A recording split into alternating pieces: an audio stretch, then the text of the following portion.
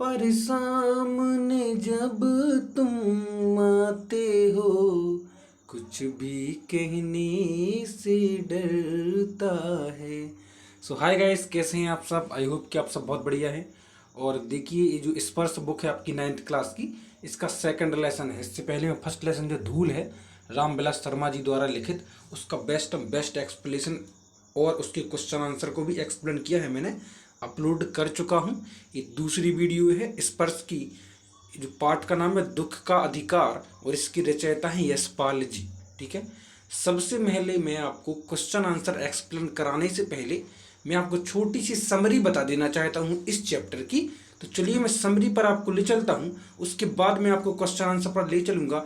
एक दो बार वीडियो देखेंगे सब क्लियर हो जाएगा, कोई डरने की जरूरत नहीं है। चलिए शुरू करते हैं। दोस्तों, अगर आपको क्लियर नहीं दिख रहा है तो आप वीडियो की क्वालिटी इंक्रीज कर लें। तो बस अब हम चलते हैं। देखिए कि यह जो कहानी है, प्रस्तुत कहानी देश में फैले अंधविश्वासों और ऊंच नीच की, याद रखना, देश में फैले अंधविश्वासों और ऊंच नीच के भेदभाव को बेनकाब करते हुए यह बताती है कि दुख की अनुभूति सभी को समान रूप से होती है। कहानी धनी लोगों की अमानवीयता और गरीबों की मजबूरी को भी पूरी गहराई से उजागर करती है। दुख है ना, दुख का अधिकार। यह सही है कि दुख सभी को तोड़ता है। दुख में मातम मनाना हर कोई चाहता है। दुख के क्षण से सामना होने पर सब अवश्य हो जाते हैं, पर इस देश में ऐसे भी अभागे लोग हैं जिन्हें ना तो दुख मनाने का अधिकार है ना अवकाश यानी छुट्टी है। ठीक है, इस चैप्टर में हम यही देखेंगे कि भैया आखिर ऐसा कौन है जिसको ना तो दुख मनाने का अधिकार है ना कोई छुट्टी दी गई है। ठीक है, वो इतना अभागा है कि अपना खुद दुख भी नहीं मना सकता।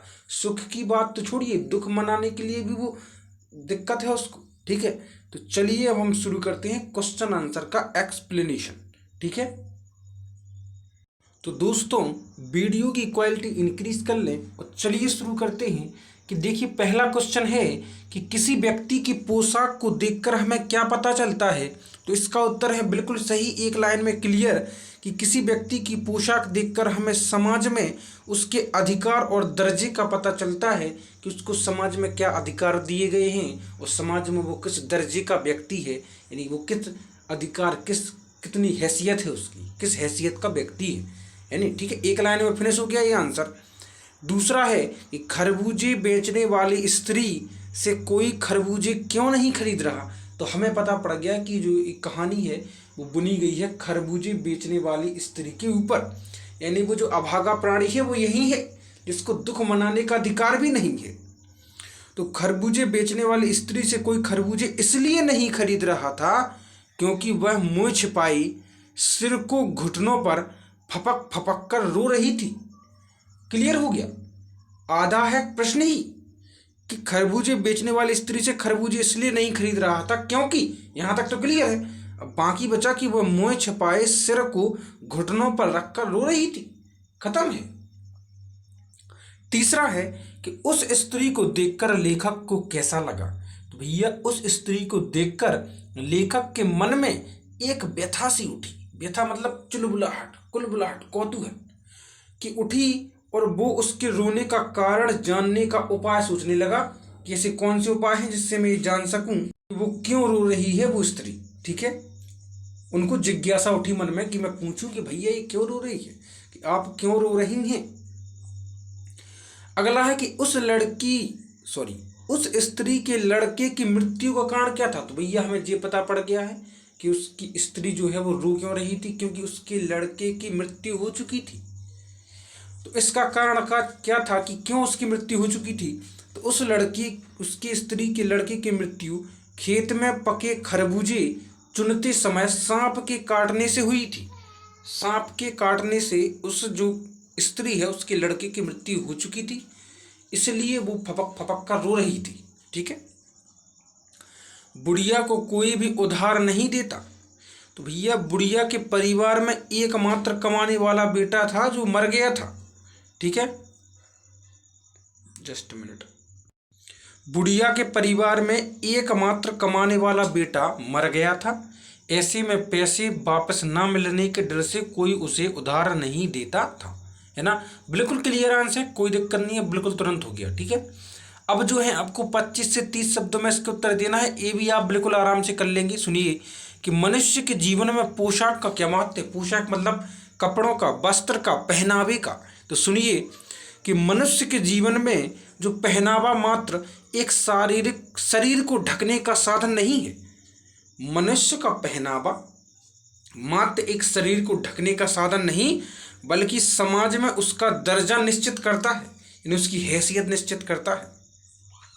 जी रियलिटी नहीं है, जी आज के समय की अपनत है, जी अपनाते हैं लोग, बल्कि वास्तविकता कुछ और है। याद रखना, ये तो तंज कस रहे हैं, व्यंग कस रहे हैं, व्यंग में बोल रहे हैं कि समाज में उसका दर्जा निश्चित करता है। पोशाक से मनुष्य की हैसियत, पद और समाज में उसके स्थान का पता चलता है। भैया कि ये फटे कपड़े पहने हैं, ये गरीब है, ये चप्पल पहने हैं, ये गरीब है, इसके जूते फटे हुए हैं, प्रेमचंद के फटे हुए जूते, ये गरीब व्यक्ति है, सूट वूट में क्वालिटी। आजकल तो कपड़े एक जैसे होते हैं, चाहे वो नए कपड़े, लेकिन क्वालिटी भी अलग अलग होती है। कोई पैंट वैसा ही 500 को आएगा और एक 5000 रुपये का आएगा। ठीक है, पोशाक मनुष्य के व्यक्तित्व को निखारती है।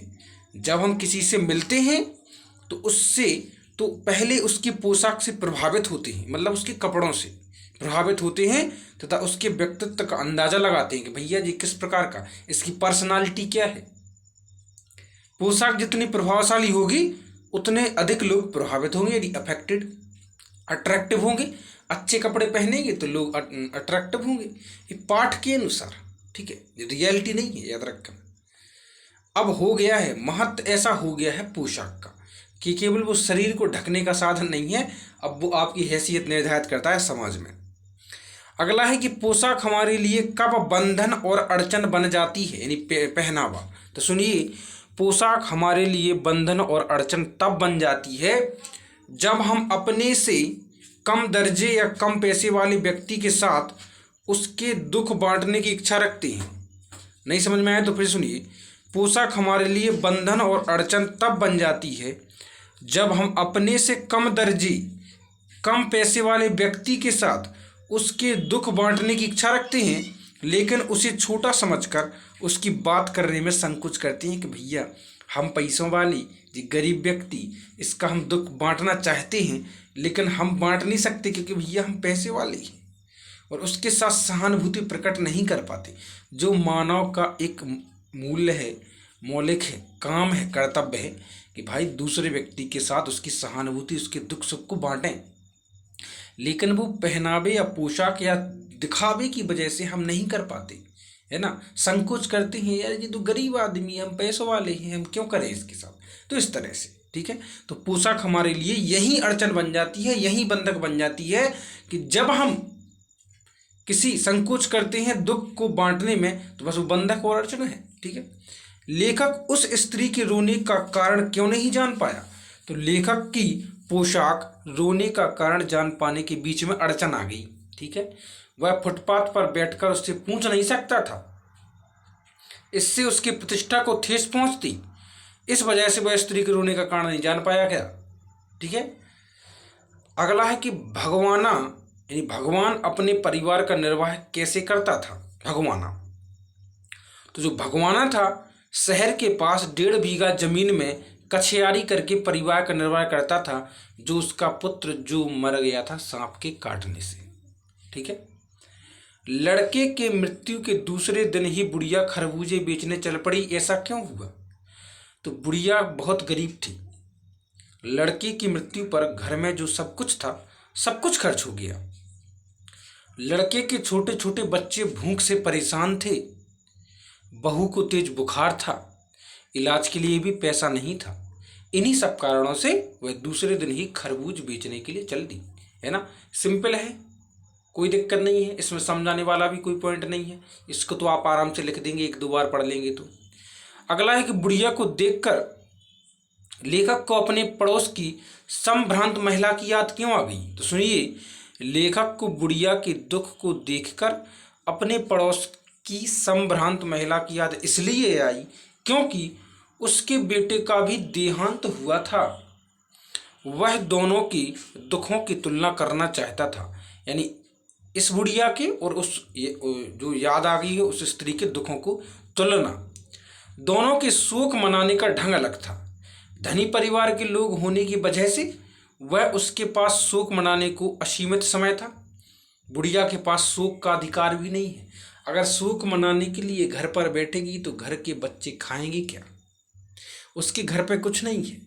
शोक मनाने का तो आपको पता पड़ गया कि दुख का अधिकार, यानी दुख का अधिकार भी गरीबों को नहीं होता है। वो दुख मनाने बैठेंगे तो घर पर करेगा कौन, खाएगा खिलाएगा कौन? ठीक है।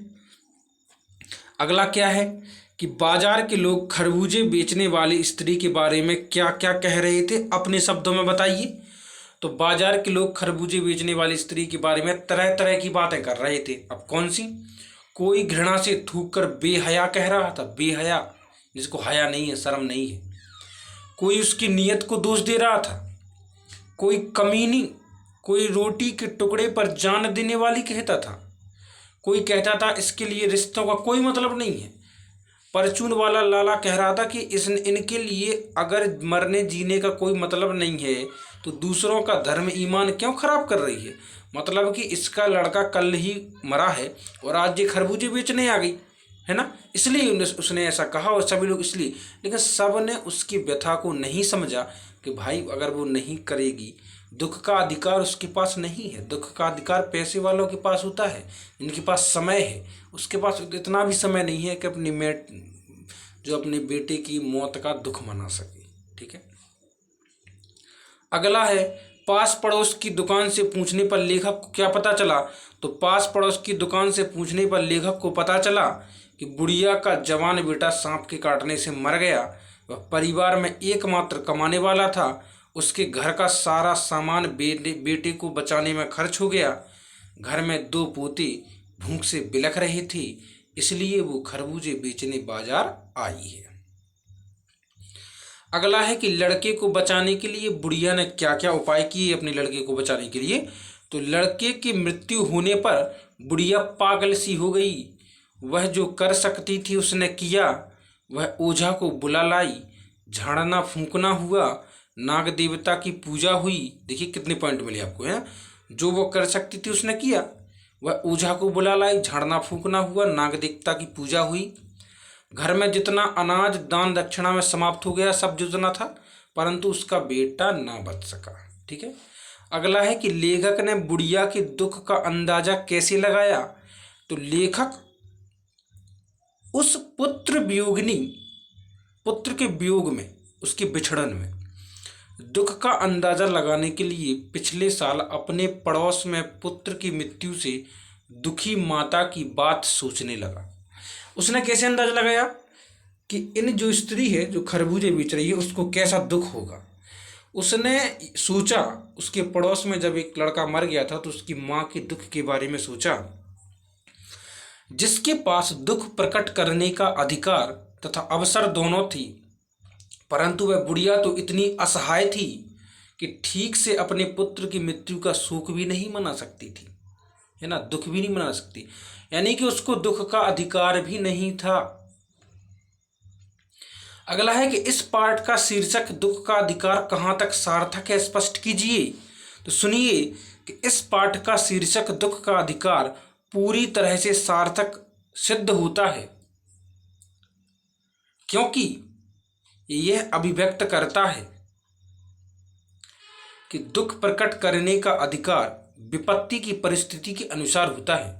मतलब व्यक्ति की परिस्थिति, दुख को प्रकट करने का अधिकार भी व्यक्ति की परिस्थिति अगर सही हो तो वो दुख मना सकता है, लेकिन विकट परिस्थिति हो तो उसको दुख मनाने का भी समय नहीं है। गरीब बुढ़िया और संभ्रांत महिला दोनों का दुख एक समान ही था।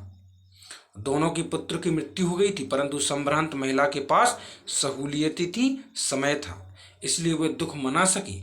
परंतु बुढ़िया गरीब थी, भूख से बिलखते बच्चों के लिए पैसा कमाने के लिए निकलना था, उसके पास ना सहूलियतें थी ना समय था, वह दुख ना मना सकी, उसे दुख मनाने का अधिकार नहीं था, इसलिए शीर्षक पूरी तरह सार्थक प्रतीत होता है।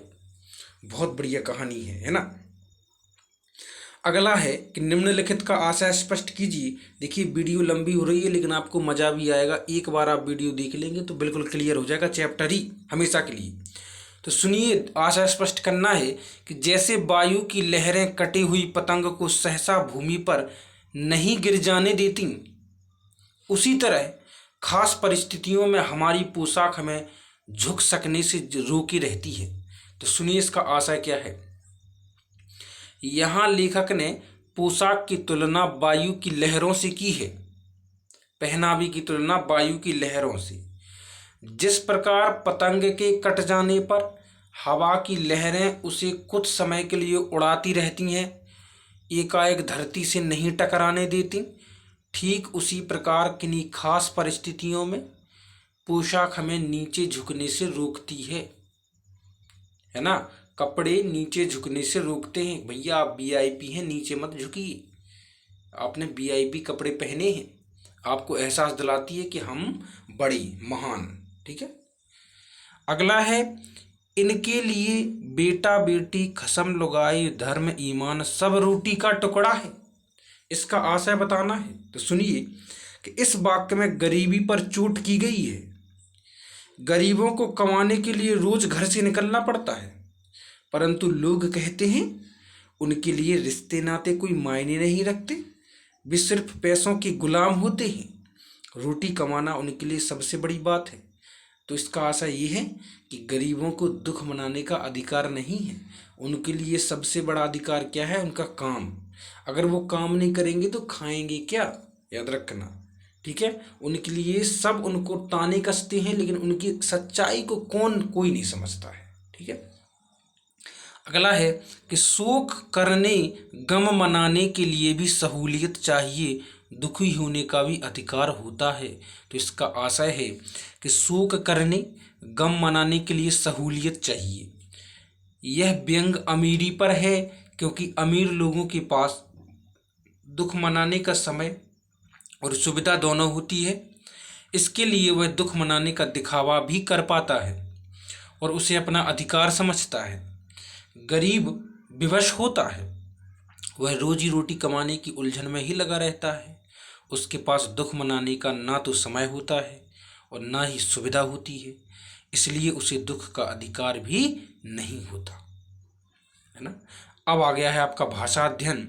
तो भाषा अध्ययन में निम्नलिखित शब्दों के पर्याय लिखिए। देखिए, ईमान का है जमीर और विवेक, बदन का है शरीर और तन, अंदाजा मतलब अनुमान, बेचैनी मतलब व्याकुलता, गम मतलब दुख, दर्जा मतलब स्तर हैसियत, जमीन मतलब धरती भूमि धरा, और जमाना मतलब संसार जग दुनिया, बरकत मतलब वृद्धि करना बढ़ना विकास करना।